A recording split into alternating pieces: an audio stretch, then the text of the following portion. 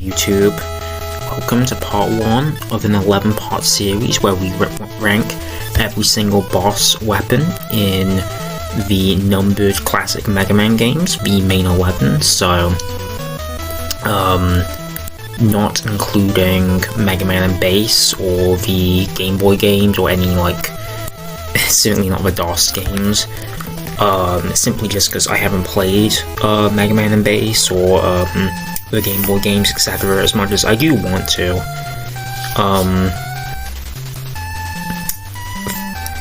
Props to Amelia No Mario 27 for making this tier list. Thank you very much. Go follow them on X if you can, Twitter. No one's calling it X. But yeah, so I have played Mega Man, we're starting with Mega Man 1 today. I have played this game 3 times, one of which, the most recent one, was kind of specifically to get data for this video.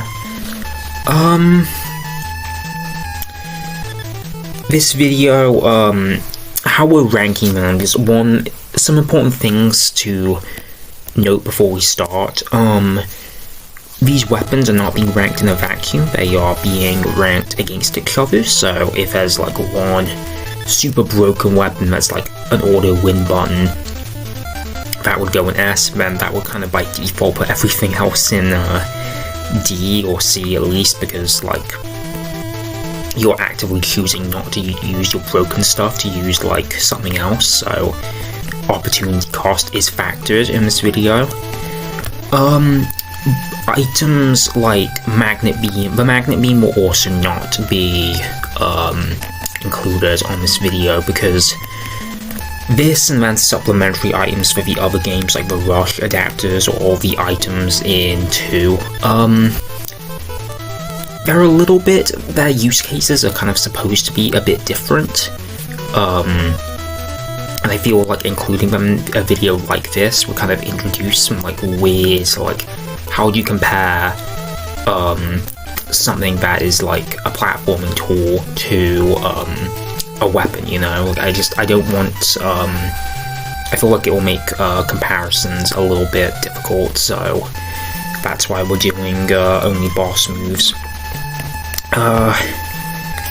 But yeah, without further ado, let's start with the weapon of the boss most people will beat as that first, the Rolling Cutter, Cutman's Rolling Cutter.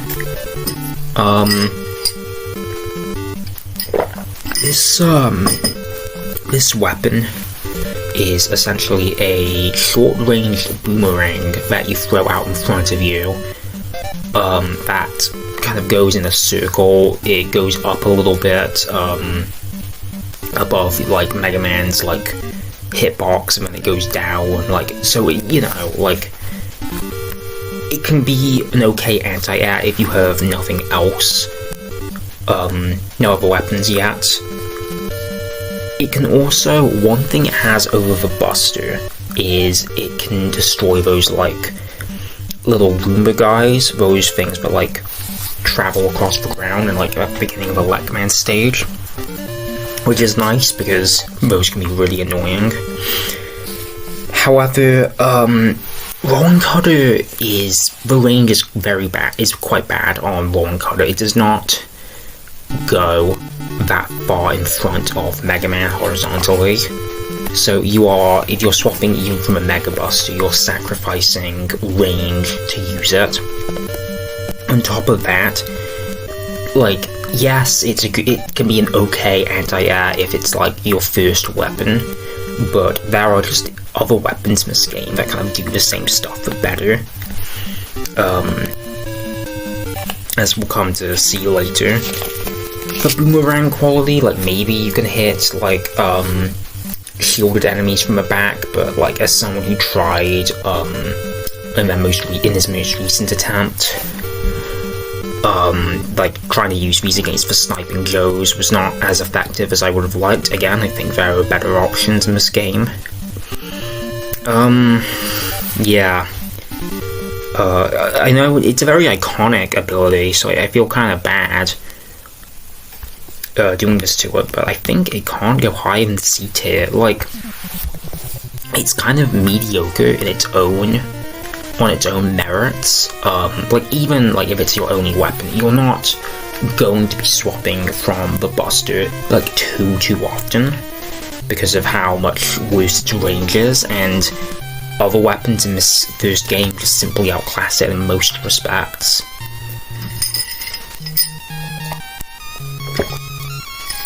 It is, however, much better than Super Arm. Worst weapon in the series, probably, because there are a lot of weapons that are like just bad or ineffective, as we'll find out throughout the series, but like, at the very least, a determined player can make anything good, really, you know, like, let's say, not to spoil too much, but let's say with Hyper Bomb, you want to do a Hyper Bomb only run, you can kind of like force the weapon yourself to use the weapon in like to do like stuff. It'll do a bad job at it, as we'll find out. But like, the point I'm trying to make is this doesn't even have like, it can't even have fringe use cases because it's not available to users most of the time. This weapon literally only works against when you're next to specific blocks dotted in some of the stages. Like, if you try and use it without any blocks, it does nothing. Furthermore, like, even this is basically a moot point because, like, who cares? Like, the weapon's dead in a rival at that point anyway. It's not even like that great of an attack. Like, yes, it has a lot of coverage, and like the rocks, you throw a block and it like does an arc, it hits the ground, and then it like splinters off into the sky. But the bits of a block like separate and fan out quite a bit, so it can kind of be unreliable. It's not even the only weapon in this game that can destroy blocks. Like, that's how lame it is. And there aren't even blocks in every stage. Super Arm, other than when it's mandatory, which I'm not really counting that because I think that's really lame in a video like this to factor stuff like that in. Other than when it's mandatory, this weapon is useful against the boss of Wily Freak and literally never anywhere else. It's not even good as the weakness of Cartman, in my opinion. Useless. This is probably the only weapon in the entire series that really is basically entirely useless. Ice Slasher. Well, it's definitely better than Super Arm, I can tell you that much. Ice Slasher is a projectile that goes forward across the entire screen, a bit like your Buster, but with a bigger hitbox and more horizontal range. And how it works is it can pierce enemies, and instead of doing damage, it can freeze them. Even shielded enemies like Sniping Joes, the Slasher just pierces the shield, and that, for those enemies which are very annoying in this first Mega Man game, that is a pretty good use case. It's also great against the Big Eyes. So the Big Eyes are like enemies at the end of some of the main robot stages, and there are two of the maybe even three at the beginning of Wily Stage 1, and they suck in this game. They jump at alternating heights at complete randomness. They do a ton of damage, they're massive. But Ice Slasher can freeze from midair, which is really useful.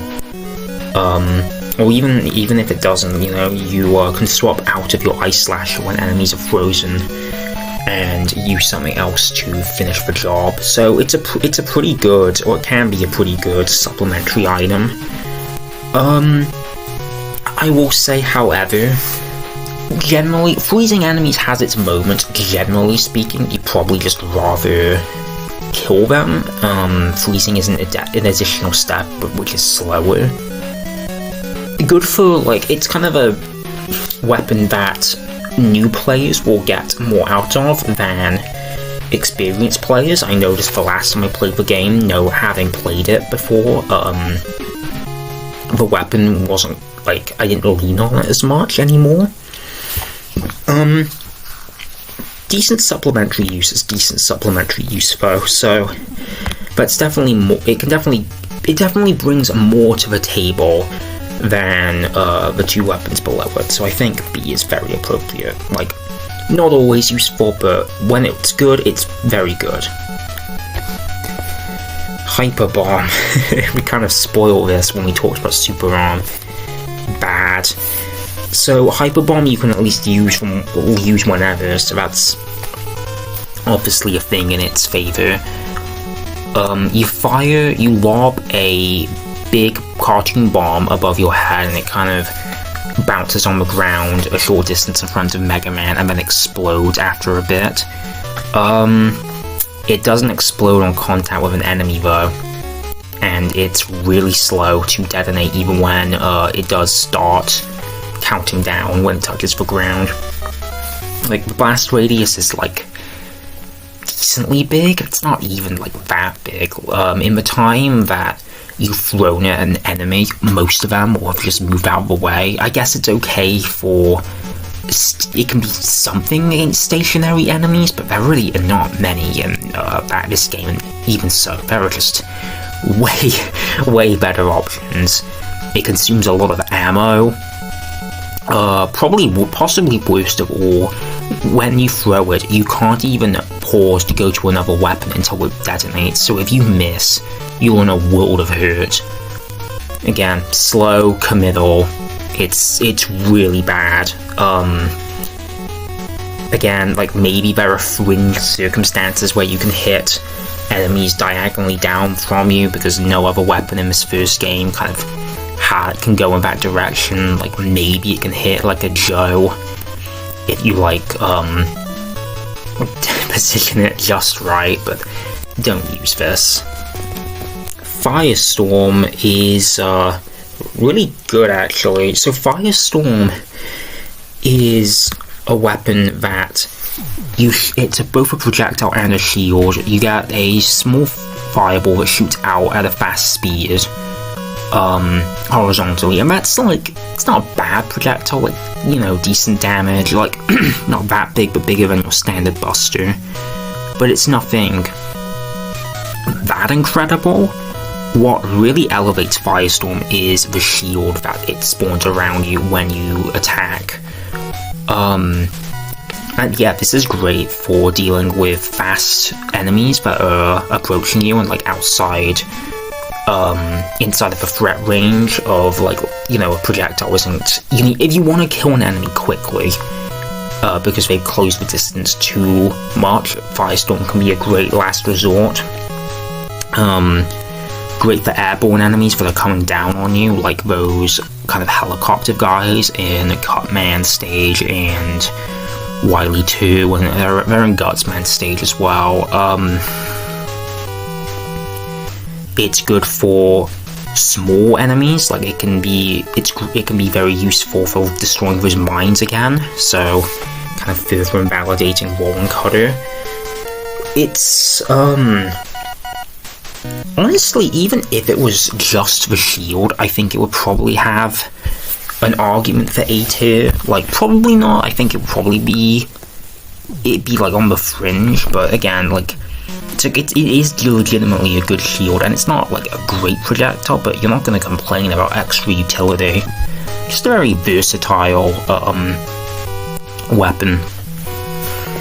And then finally the Thunder Beam, and yeah, Thunder Beam is pretty insane, pretty stupid to be honest.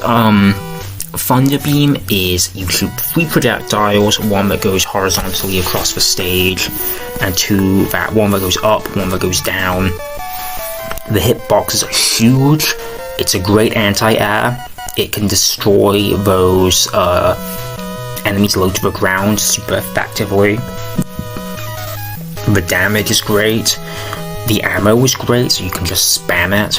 Again, the coverage on this thing in general is like, insane. It's not a complicated weapon, but like in a game like this, big, dumb, spammable attack,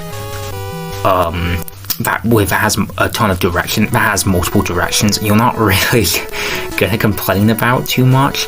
It's a weapon that really doesn't have like a notable downside. If an enemy gets into your like threat range, I guess Firestorm then becomes a bit better, and the hitbox can whiff because it goes in like a corkscrew motion, but even then, like, okay, like in the heat of, in like the Yellow Devil fight, I guess that can be a factor from time to time, but like in a stage, literally just fire another one, who cares? You have more than enough ammo. Like, this is so obviously just way better than every other weapon in the game. When I first played this game, back in, I think it was like 2018, I leaned on this thing constantly, because, yeah, again, it's incredibly powerful and easy to use. So I guess that does it. That's the end of, that's every boss weapon in Mega Man 1 ranked. Do you have thoughts on this list? Is there anything that I missed, as far as utility? I know these games fairly well, like I'm I'm more than a casual player, but if there are pros watching this, then please let me know if there are use cases for this video, for these weapons that I'm missing. This video is not supposed to be, like, as much as I'm trying to approach it with, like, a scientific mindset, please don't take these rankings as gospel. It's just, like, my opinion. It's just, you know, it's just a bit of fun. Again, don't take it too seriously. But I think that does it. Join us next time when we tackle the world of Mega Man 2, and, Mega Man 2's weapons are certainly interesting, I will say that much. But yeah, see you next time.